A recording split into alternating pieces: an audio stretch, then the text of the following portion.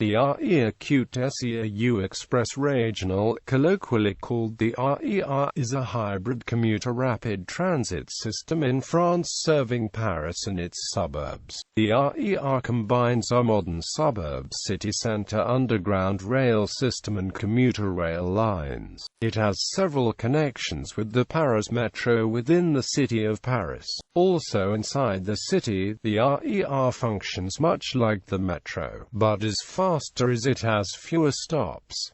The network consists of 5 lines, A, B, C, D and E. The lines are identified by letters to avoid confusion with the metro lines, which are identified by numbers. The RER is still expanding. Line E, which opened in 1999, is planned for westward extension in 2 phases by 2020 to 2022.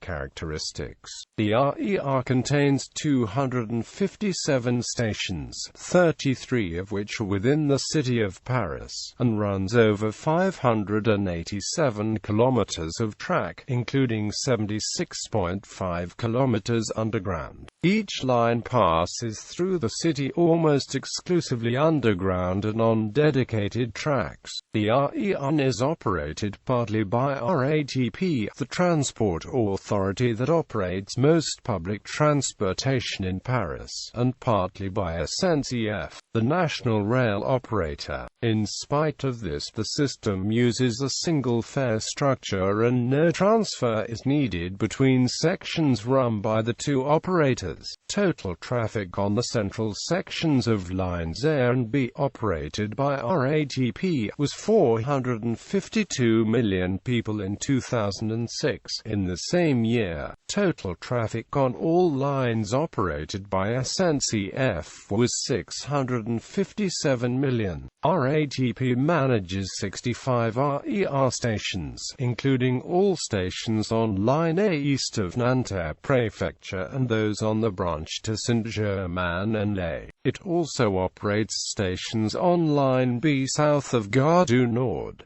Other stations on the 2 lines and those on lines C, D and E are operated by SNCF. Of the RER stations operated by RATP, 9 have interchanges with metro lines, and 9 allow transfer to SNCF's Transilien service. History. Origins. The origins of the RER can be traced back to the 1936 Rallman-Langevin plan of the Compagnie du Chemin de Fer Métropolitain de Paris for a Metropolitan Express.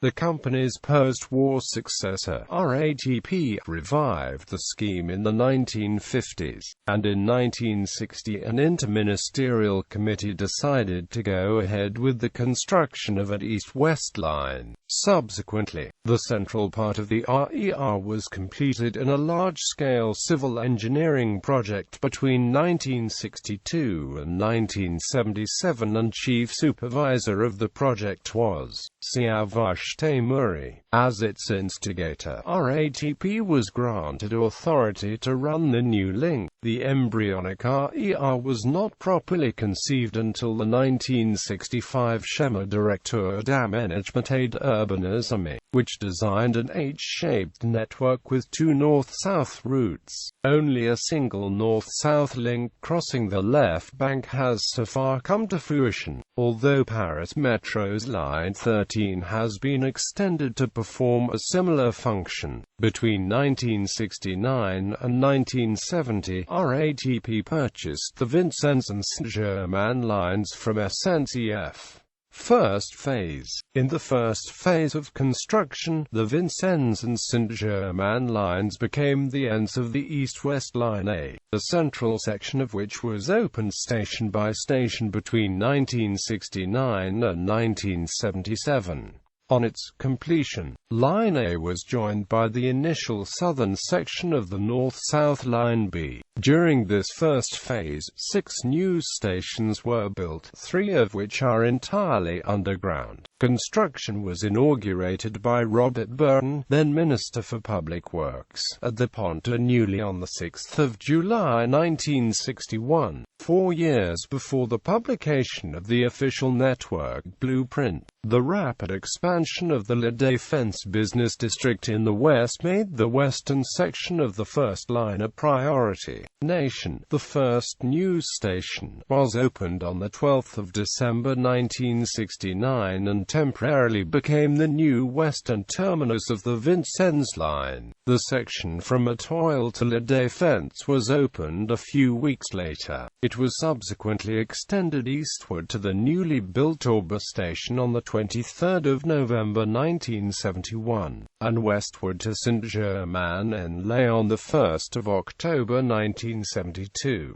The latter extension was achieved by connection to the existing Saint-Germain-en-Laye line, the oldest railway line into Paris at Nanterre. The RER network came into being on the 9th of December 1977 with the joining of the Eastern Nation-Boissy segment and the Western Aube Saint-Germain-en-Laye segment at Châtelet-Les Halles. The Southern line.So was simultaneously extended from Luxembourg to meet line A at Châtelet-Les Halles, becoming the new line B. The system of line letters was introduced to the public on this occasion, though it had been used internally by RATP and SNCF for some time. Completion. A second phase, for the end of the 1970s, was carried out more slowly. SNCF gained the authorization to operate its own routes, which became lines C, D and E. Extensive sections of suburban tracks were added to the network, but only 4 news stations were built. In this time period, the network was completed in the following stages. Line C was added in 1979, involving the construction of a link between Invalides and Musée-d'Orsay. Line B was extended to Gare du Nord in 1981, with a new deep tunnel from Châtelet-Les Halles.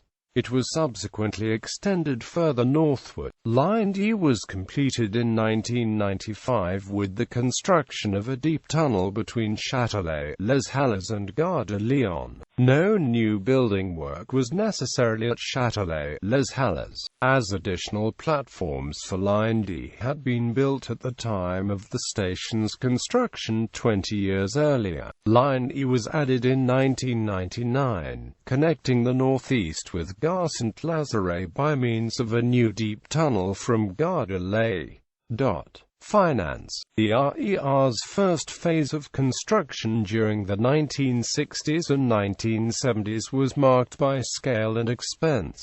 In 1973 alone, 2 billion French francs were committed to the project in the budget. This equates to roughly 1.37 billion euros in 2005 terms, and closer to double that as a proportion of the region's economic output. This and subsequent spending was partly sustained by the versement transport, a local tax levied on businesses. The tax was introduced in July 1971 and remains in effect. Maps. Trains. The predominance of suburban SNCF track on the RER network explains why RER trains use overhead line power and run on the left, like SNCF trains, contrary to the metro where trains use third rail power and run on the right. RER trains run by the two different operators share the same track infrastructure, a practice called interconnection. On the RER, interconnection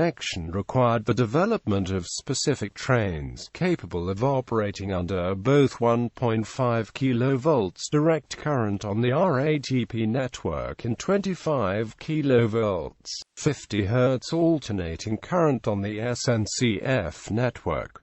The MS61 series can be used only on the 1.5 kV DC network. The RER's tunnels have unusually large cross-sections. This is due to a 1961 decision to build according to a standard set by the Union Internationale des Chemins de Fer, with space for overhead catenary power supply to trains. Single-track tunnels measure 6.30 meters across and double-track tunnels up to 8.70 meters, meaning a cross-sectional area of up to 56 square meters, larger than that of the stations on many comparable underground rail networks. The first RER rolling stock in fact predated the formation of the RER by 40 years, with the Z23,000 stock used on the line.So from 1937 until February 27, 1987.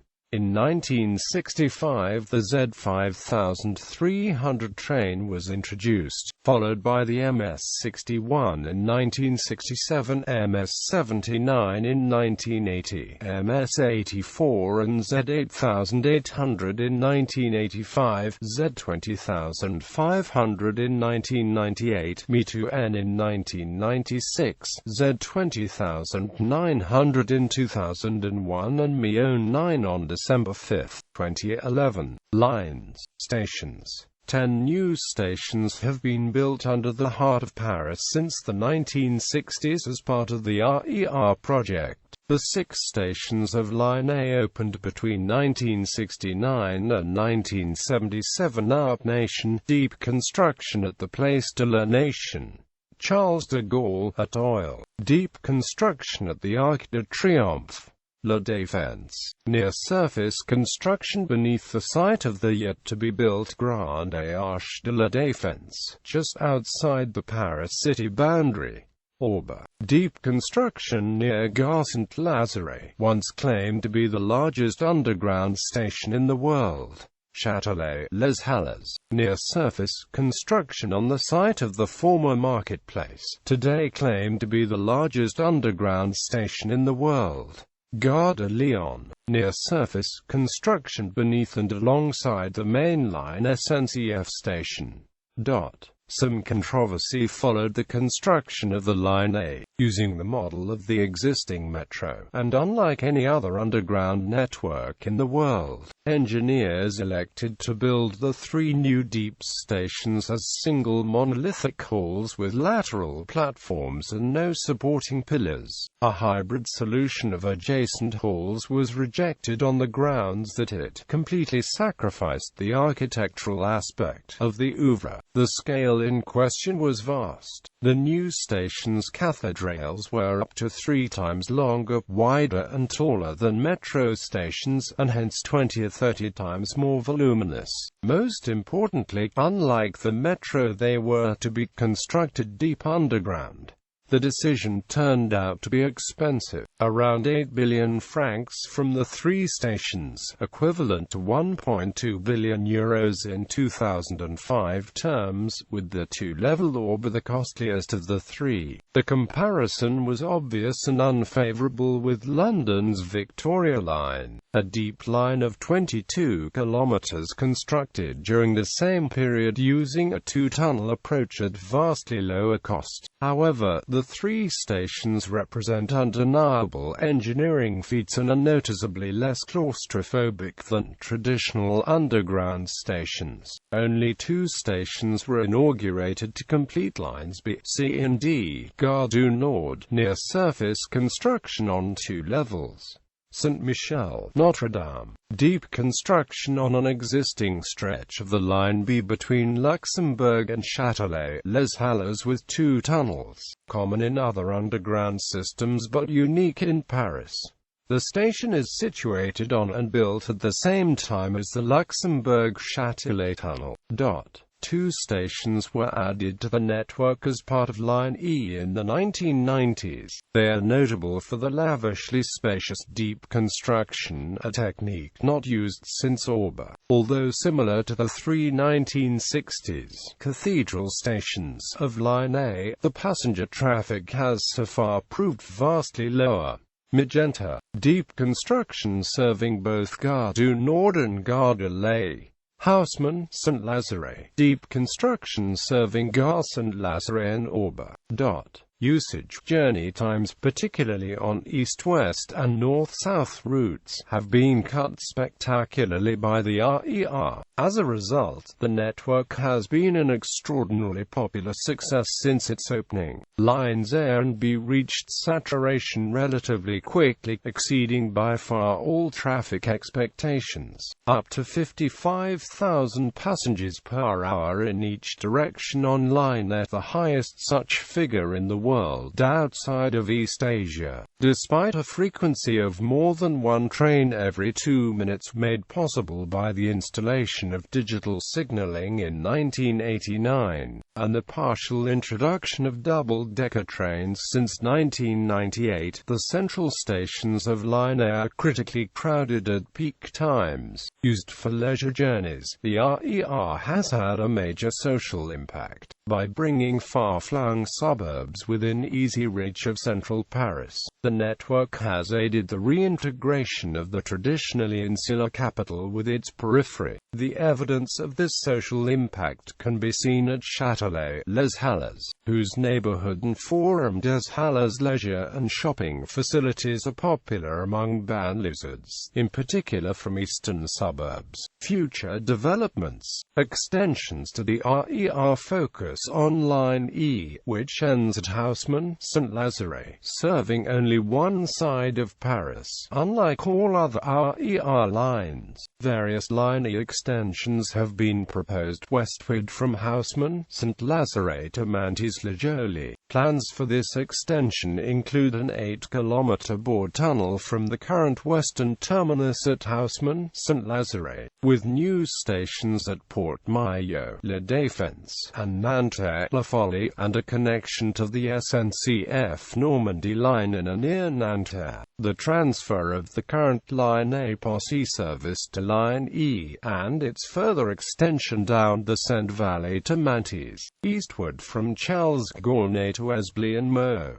eastward from Tournon to Coulommiers, until the western section is in service. Neither of the eastern extensions can be put into service, as the Haussmann, Saint-Lazare station is at maximum capacity because all trains are currently forced to turn around at this station. Once the western extension is in service, Haussmann, Saint-Lazare will become a through station and the eastern extensions will be possible. One of the primary reasons for the completion of Line E through Paris is to relieve overcrowding on Line A, especially during peak commute periods. Plans for the westward extension are in an advanced stage and construction is to begin in 2013, with an inauguration of the new line in 2020. A new Line E station initially proposed at Rue de l'Evangile on the approach to Gare de l'Est opened in December 2015. Older plans existed for Line A, which would connect Argenteuil to Rambouillet via existing tracks of the Saint-Lazare and Montparnasse rail networks. A new tunnel would be bored below Paris, with the creation of a station at Invalides. The cost of the new tunnel make this project unlikely to happen. Air quality. The RER has received criticism for its high level of particle pollution during busy periods, essentially due to train braking. Pollution by 10 PM particles regularly reaches 400 micrograms per cubic meter at Orbe, substantially more than at neighboring metro stations and 8 times the EU Commission's daily average limit of 50 micrograms per cubic meter. Bibliography. Gaillard M. Du Madeleine Bastille et Écoute Histoire des Transports Parisiens Amiens. Martel. ISBN 2878900138. Gerando. C. La saga du RER et le Maillon manquant, Paris, Presse de l'École nationale des ponts et chaussées. ISBN 2859783687.